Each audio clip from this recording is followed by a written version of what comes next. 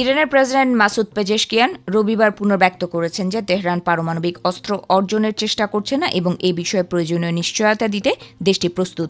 তবে একই সঙ্গে তিনি স্পষ্ট করেছেন যে ইউরেনিয়াম সমৃদ্ধ করার অধিকার থেকে ইরান কোনোভাবেই সরে আসবে না।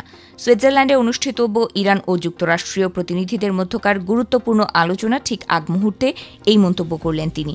প্রেসিডেন্টের দাপ্তরিক ওয়েবসাইটে প্রকাশিত প্রতিবেদন অনুযায়ী পেজেশকিয়ান উল্লেখ করেছেন যে যুক্তরাষ্ট্র দীর্ঘদিন ধরে ইরানকে পারমাণবিক বোমা তৈরি থেকে বিরত থাকার জন্য যে দাবি জানিয়ে আসছে তা নতুন কিছু নয়। তিনি বলেন, ইরান লিখিতভাবে প্রতিশ্রুতি দিতে রাজি আছে যে তাদের পারমাণবিক বোমা তৈরির কোনো পরিকল্পনা নেই। তবে পারমাণবিক কার্যক্রমের অন্যতম বিতর্কিত বিষয় ইউরেনিয়াম সমৃদ্ধকরণ নিয়ে নিজের অবস্থানে অটল ইরান।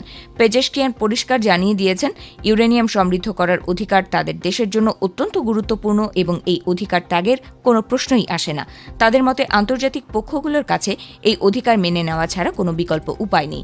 ইরান ও যুক্তরাষ্ট্রের এই সমঝোতা বৈঠকটি বিশ্ব রাজনীতির প্রেক্ষাপটে অত্যন্ত তাৎপর্যপূর্ণ। দীর্ঘদিন ধরে চলে আসা উত্তেজনার পারদ কমানোর প্রচেষ্টায় দুই দেশের উচ্চপদস্থ প্রতিনিধিরা সুইজারল্যান্ডে একত্রিত হচ্ছেন। এই আলোচনার সফলতার উপর নির্ভর করছে মধ্যপ্রাচ্যের ভবিষ্যৎ নিরাপত্তা ও ভূ রাজনৈতিক অস্থিরতার অবসান। ইরানের পক্ষ থেকে এমন সময় এই বক্তব্য এলো যখন দেশটিতে পারমাণবিক কার্যক্রমের ওপর কঠোর আন্তর্জাতিক নজরদারি চলছে। দীর্ঘদিনের নিষেধাজ্ঞা ও কূটনৈতিক টানাপোড়েনের পর দুই পক্ষের এই সরাসরি আলোচনার দিকে তাকিয়ে আছে পুরো বিশ্ব। বিশ্লেষকরা মনে করছেন, দুই দেশের মধ্যে আস্থার সংকট কাটাতেই এই আলোচনার আয়োজন করা হয়েছে। এর আগেও বিভিন্ন আন্তর্জাতিক ফোরামে ইরান বারবার বলে এসেছে যে তাদের পারমাণবিক কর্মসূচি পুরোপুরি শান্তিপূর্ণ। তবে পশ্চিমা বিশ্ব এবং বিশেষ করে যুক্তরাষ্ট্র এবং তাদের মিত্ররা সবসময়ই ইরানের ইউরেনিয়াম সমৃদ্ধকরণ কর্মসূচিকে ঘিরে উদ্বেগ প্রকাশ করে আসছে।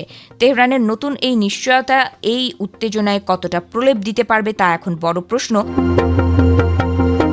সুইজারল্যান্ডের বৈঠকে মূলত পারমাণবিক চুক্তির জটিল বিষয়গুলো নিয়ে আলোচনার কথা রয়েছে।